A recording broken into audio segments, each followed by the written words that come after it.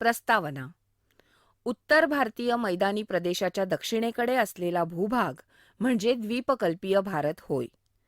भारतीय द्वीपकल्पाने भारताच्या भौगोलिक क्षेत्राच्या सुमारे 38% भाग व्यापलेला आहे.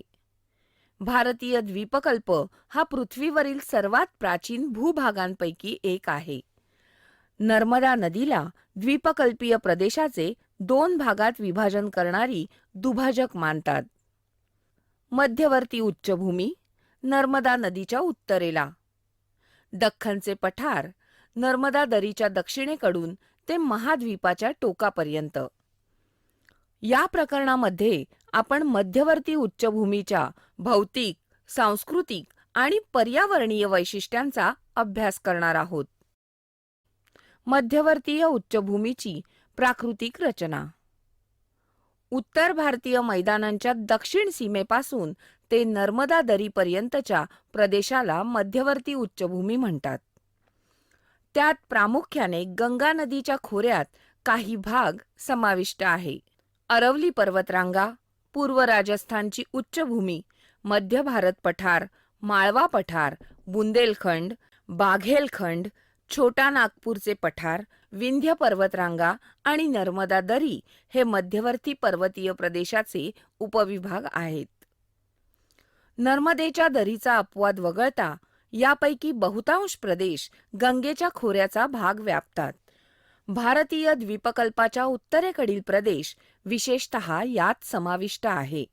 या प्राकृतिक विभागात उगम पावणाऱ्या नद्या नैऋत्येकडून ईशान्येकडे वाहतात. मध्यवर्ती उच्चभूमीची रुंदी पश्चिमेकडे अधिक असून पूर्वेकडे ती कमी होत जाते.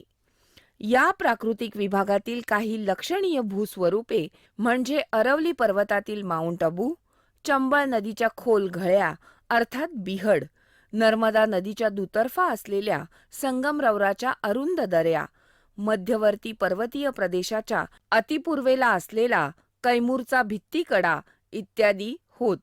हा प्राकृतिक आहे. अरवली पर्वत.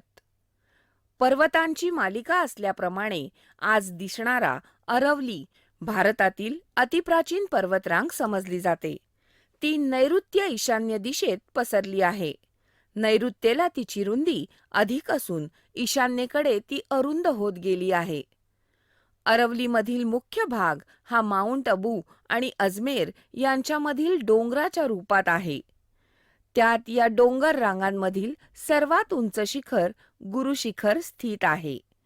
ईशान्येकडे जसजसे जावे तसतसे डोंगराची उंची कमी होत जाते आणि पुढे तर ती तुटक डोंगरांप्रमाणे दिसू लागते. बनास नदीच्या जोरदार प्रवाहामुळे पूर्वेकडील उताराची आणि लुनी नदीमुळे पश्चिमेकडील उताराची धूप झाली आहे. त्यामुळे अरवली पर्वतरांग खूप मोठ्या प्रमाणात झिजली आहे.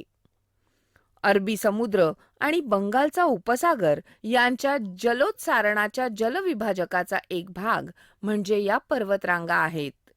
अरवली पर्वतरांगांच्या पश्चिमेला राजस्थानचा वाळवंटी प्रदेश आहे. पूर्व राजस्थानची उच्चभूमी. अरवली पर्वतरांगांच्या पायथ्यापासून पूर्वेकडे पूर्व राजस्थानची उच्चभूमी पसरलेली आहे. इतरत्र असलेल्या सपाट जमिनीवर अरुंद कमी उंचीच्या टेकड्या नैऋत्य ईशान्य अशा पसरल्या आहेत. या भागातील सरासरी उंची समुद्र सपाटीपासून 300 मीटर आहे, तर काही टेकड्यांची उंची समुद्र सपाटीपासून 600 मीटर आहे. या प्रदेशात बनास नदी वाहते. ती चंबळ नदीची उपनदी आहे. हा प्रदेश म्हणजे अरवली डोंगर रांगा आणि मध्य भारत पठार यांच्यातील संक्रमण क्षेत्र आहे. ते पूर्वेकडील मैदानांपर्यंत पसरले आहे. तेथे चंबळ आणि सिंध नद्यांचे जलोत्सारण क्षेत्र आहे. या नद्यांच्या प्रवाहाला लागून असलेल्या भूभागाचे वैशिष्ट्य म्हणजे खोल कडेकपारी होय. नद्यांच्या प्रवाहांमुळे या कडेकपारी खालपर्यंत कापल्या गेल्या आहेत. चंबळच्या या कडेकपारी बिहड म्हणून ओळखल्या जातात. जवळजवळ सरळ, उभ्या, तीव्र उताराच्या अरुंद खोल दऱ्यांचे जाळेच तिथे बघावयास मिळते. या पट्ट्याची सरासरी रुंदी 10 किलोमीटर आहे आणि त्याने अंदाजे 4,500 चौरस किलोमीटर क्षेत्र व्यापलेले आहे. बनास नदीचे जलोत्सारण क्षेत्र असलेले मेवाडचे मैदान काही वेळा दगडी मैदान म्हणून ओळखले जाते. बुंदेलखंड माळव्याच्या पठाराच्या ईशान्येला असलेल्या प्रदेशाला बुंदेलखंड म्हणतात. तो मध्य प्रदेशाचा उत्तर भाग आणि त्याला लागून असलेला उत्तर प्रदेशाचा दक्षिण भाग यामध्ये पसरलेला आहे. यमुना नदीच्या खोऱ्याचा एक भाग बुंदेलखंडाने व्यापला आहे. सिंध, घासन आणि केन या प्रमुख नद्या उत्तर दिशेला वाहतात आणि यमुनेला जाऊन मिळतात. या भागात प्रामुख्याने कणाश्म खडक आढळतो. त्यामध्ये एकमेकींना समांतर असंख्य स्फटिकांच्या रांगा ईशान्य नैऋत्य दिशेत जातात. काही ठिकाणी स्थानिक लोकांनी या समांतर रांगांचा उपयोग त्यांच्यामध्ये बांध घालून पाणी साठवण्यासाठी केला आहे. बुंदेलखंडाचा उत्तर भाग हा लक्षणीयरित्या सपाट असून तो उत्तर भारतीय मैदानी प्रदेशात अलगदपणे मिसळलेला आहे. सपाट भूभाग तीव्र चढाच्या पठारांच्या मालिकेने विभागला गेला आहे. तो विंध्य पर्वतरांगांपासून निघतो. माळवा पठार द्वीपकल्पीय पठाराचा सर्वात उत्तरेकडील भाग माळवा पठाराने व्यापला आहे. हे पठार पश्चिमेला अरवली रांग आणि दक्षिणेला विंध्य रांग यांच्यामध्ये येते. या पठाराची सरासरी उंची 500 मीटर आहे. माळव्याच्या सपाट भूप्रदेशावर काही ठिकाणी कमी उंचीच्या टेकड्या आहेत. त्या पठारी पृष्ठभागाच्या वर दिसून येतात. या प्रदेशातून मही नदी उगम पावते. ती पुढे गुजरात प्रदेशात जाते. तसेच चंबळ व बेटवा या नद्याही उगम पावतात. त्या उत्तरेकडे वाहतात. विंध्याचल, बाघेलखंड बुंदेलखंडाच्या आग्नेयेला आणि माळवा पठाराच्या पूर्वेला जो प्रदेश आहे तो विंध्याचल बाघेलखंड म्हणून ओळखला जातो. हा टोन्स, शोण व त्याच्या उपनद्यांचा प्रदेश आहे. विंध्याचल हा विंध्य पर्वतरांगांच्या पूर्वेकडील विस्तारित प्रदेश आहे आणि तो शोण नदीच्या खचदरीच्या उत्तरेला आहे. त्याने ईशान्य नैऋत्य दिशेत कड्यांची एक साखळीच तयार केली आहे.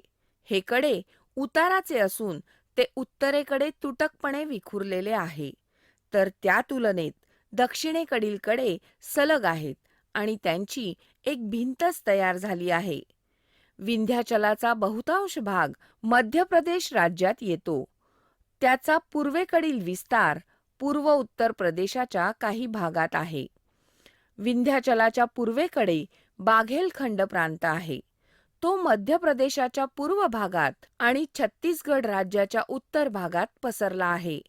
शोण आणि नर्मदा या दोन विरुद्ध दिशांना वाहणाऱ्या नद्या प्रस्तरभंग रेषेवरून वाहतात असं भूवैज्ञानिक मानतात. शोण, नर्मदा ही मध्यवर्ती उच्चभूमी आणि दख्खनचे पठार यांच्यातील प्राकृतिक सीमारेषा मानली जाते. बाघेलखंड प्रांतातून शोण नदीच्या बहुतेक उपनद्या उगम पावतात. त्या दक्षिण पूर्व दिशेकडून उत्तर पश्चिम दिशेकडे वाहतात आणि शेवटी शोण नदीच्या गर्तेला जाऊन मिळतात. विंध्यरांग ही उत्तर आणि दक्षिण भारतामधील प्रत्यक्ष सीमारेषा म्हणून ओळखली जाते. तिचा विस्तार मध्य प्रदेशाच्या पश्चिम भागापासून ते पूर्वेला बिहारपर्यंत जवळजवळ 1100 किलोमीटर आहे. या रांगेची सरासरी उंची सुमारे 450 ते 600 मीटर आहे, पण काही ठिकाणी ती 900 मीटरपेक्षा जास्त आहे. या रांगेत फारशी शिखरे नाहीत. या भागात वालुकाश्माच्या रूपात सापडणारे स्तरित खडक विंध्य वालुकाश्म म्हणून ओळखले जातात. हे स्तरित खडक अधिकांश स्मारक, किल्ले व राजवाडे इत्यादींच्या इमारतीच्या बांधकामासाठी वापरले जातात. विंध्य रांगेचे दक्षिणेकडील उतार नर्मदेच्या दरीवर झुकलेले आहेत आणि ते खूप तीव्र उताराचे आहेत. ते अगदी एखाद्या तटबंदीसारखे दिसतात आणि त्यांच्यामुळे नर्मदेच्या दरीची उत्तर सीमा बनली आहे. विंध्य रांगेचे उत्तरेकडील उतार अगदी सौम्य आहेत आणि ते उत्तरेकडे बऱ्याच लांब अंतरावर पसरलेले आहेत. अनेक ठिकाणी ते डेक्कन ट्रॅप घडणीतील अग्निजन्य खडकांनी आच्छादलेले आहेत.